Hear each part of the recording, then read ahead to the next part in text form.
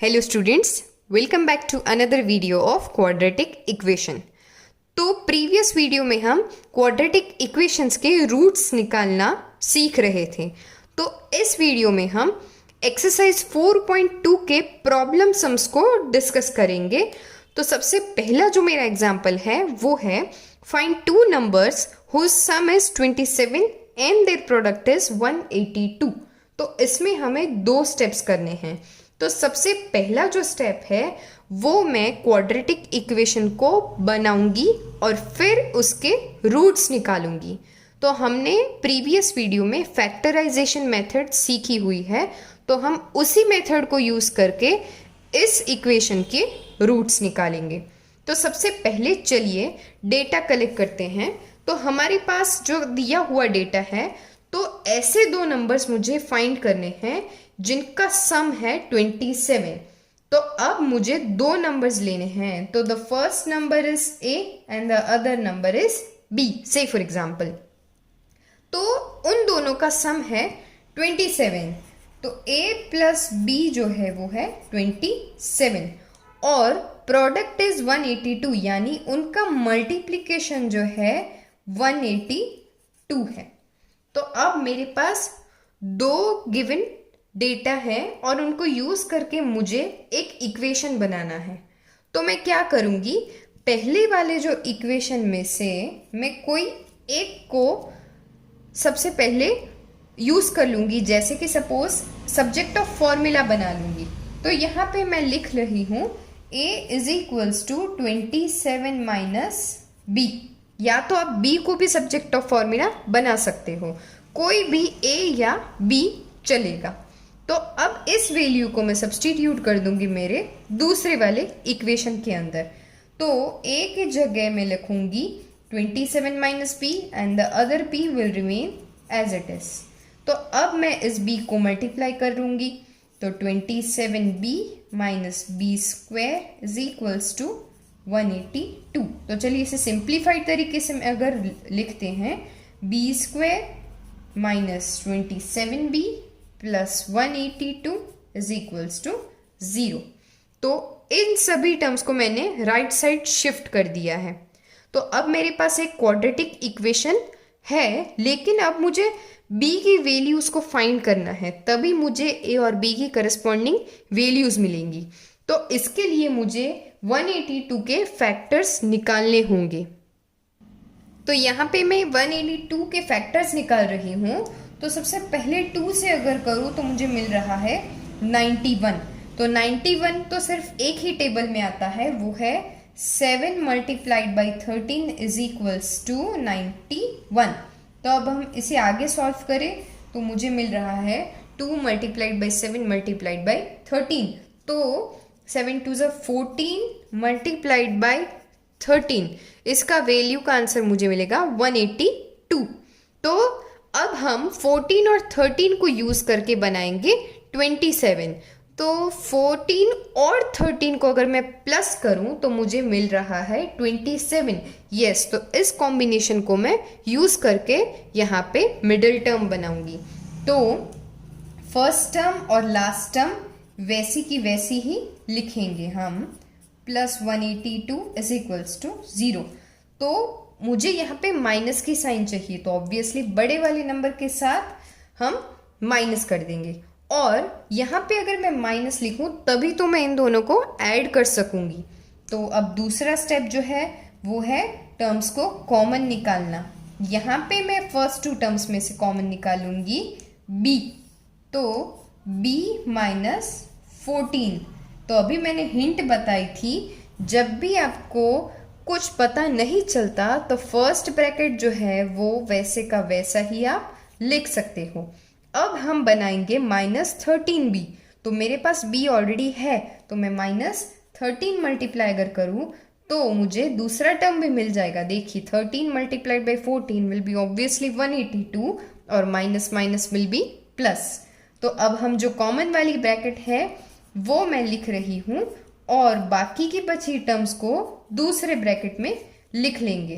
तो b की value जो है वो है 14 और 13। तो मैंने आगे कहा था कि a प्लस b उन दोनों का सम है 27। तो अगर b की वैल्यू 14 रहेगी तो a की वैल्यू रहेगी 13, और अगर b की वैल्यू मैं 13 रखूं तो a की वैल्यू रहेगी 14। आपको कोई भी एक पैर को चूज करना है, ये आपकी मर्जी है। तो दूसरा क्वेश्चन है, the altitude of a right angle triangle is 7 centimetre less than it's base. तो सबसे पहले चलिए देखते हैं कि साइड्स क्या होती है। तो एल्टीट्यूड का मतलब है जो वर्टिकल हाइट है उसे हम एल्टीट्यूड कहते हैं, जो बेस में होता है उसे हम कहते हैं बेस, और ये जो थर्ड साइड है उसे हम कहते हैं हाइपोटेन्यूस। वो राइट एंगल ट्राइंगल की सबसे लंबी वाली हाइट होती है। तो हमने पाइथागोरस थ्योरम में देखा हुआ है कि a square plus b square hypotenuse का भी स्क्वायर के टोटल के हिसाब से होता है। तो अब यहाँ पे दिया हुआ है एल्टीट्यूड इज, यानी a is equals to 7 centimetre less, यानी कम है किससे? बेस से। बेस में से अगर मैं 7 सेंटीमीटर निकाल लूं तो मुझे मिलेगा एल्टीट्यूड। तो ये एक रिलेशन दिया हुआ है। फिर लिखा हुआ है if the hypotenuse is 13 centimetre, यानी दूसरा जो डेटा है वो है h की वैल्यू दी हुई है।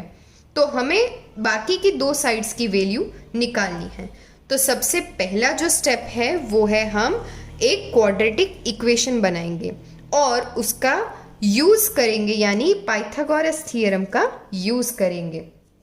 तो a और b की रिलेशनशिप तो दी हुई है और h की वैल्यू दी हुई है। तो इस इक्वेशन के अंदर मैं a और b दोनों को यूज करके इसको सॉल्व करूंगी। तो चलिए a की जो वैल्यू है वो मैं इस इक्वेशन में डाल दूंगी, यानी b minus 7b whole square plus b square, और h की वैल्यू जो है 13 का स्क्वायर। तो आपने देखा पूरा इक्वेशन सिर्फ एक वेरिएबल में कन्वर्ट हो गया। तो अब मैं इसे सिंप्लीफाई करूंगी तो मुझे मिलेगा b स्क्वायर माइनस 2ab, यानी 14b plus 49 plus b square is equals to 169। अब इसे फर्दर सिंप्लीफाई करेंगे तो 2b स्क्वायर माइनस 14b, ये 49 और 169, तो इसे मैं माइनस करूंगी तो मुझे मिलेगा राइट साइड 120। 49 को मैंने राइट साइड शिफ्ट कर लिया था। तो यहाँ पे आप देख सकते हो सभी 2 वाले वेरिएबल्स हैं। तो अगर मुझे और भी सिंप्लीफाई करना हो तो पूरी इक्वेशन को दोनों साइड से मैं 2 से डिवाइड कर लूँगी। तो b square minus 7b minus 60 is equals to 0। मैंने लेफ्ट साइड शिफ्ट कर लिया।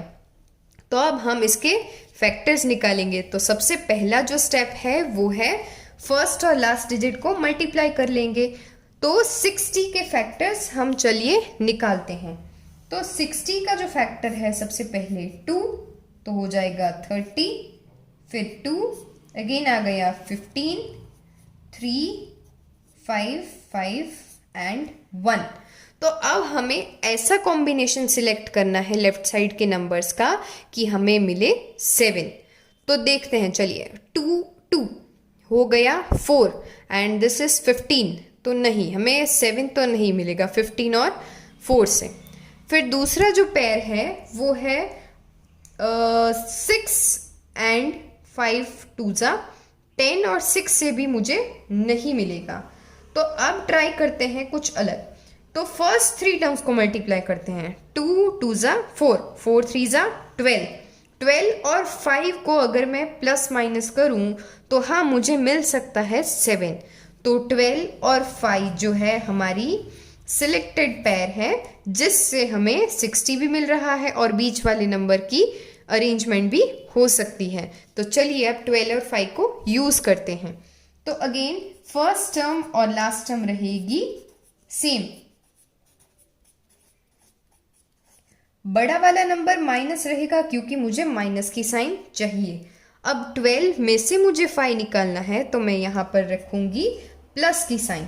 अगेन चलिए अब नेक्स्ट स्टेप में हम टर्म्स को कॉमन निकालेंगे। तो इन दोनों में से मैं b को कॉमन निकालूं तो b माइनस 12। मैंने जैसे कहा था कि आपको फर्स्ट वाला जो है ब्रैकेट सेम टू सेम लिख लेना है। अब मुझे बनाना है +5b। b ऑलरेडी मेरे पास है, तो +5 मल्टीप्लाई होकर मुझे मिलेगा +5b, और +5 इंटू -12 विल बी -60। तो अब मैं फर्स्ट ब्रैकेट जो कॉमन है वो सेम टू सेम लिख लूंगी, और बाकी के बचे जो डिजिट्स हैं उनको दूसरे ब्रैकेट में लिख लूंगी। तो b की वैल्यूज मुझे मिल रही है 12 और -5। तो इन दोनों वैल्यूज में से मुझे एक पॉजिटिव वैल्यू निकालनी है, क्योंकि obviously the height will not be negative, और हाइट, बेस, एल्टीट्यूड कुछ भी नेगेटिव नहीं होगा। तो b की जो वैल्यू मैंने सिलेक्ट करी है वो है b की वैल्यू 12। तो अगर मैं b की वैल्यू 12 रखूं तो मेरे पास एक रिलेशन था पहले a is equals to b minus 7। तो यहाँ पे मैं अगर b की वैल्यू 12 लिखूं तो मुझे a की वैल्यू मिलेगी 5। तो इस तरीके से हमने इन दोनों की वैल्यूज को फाइंड किया है।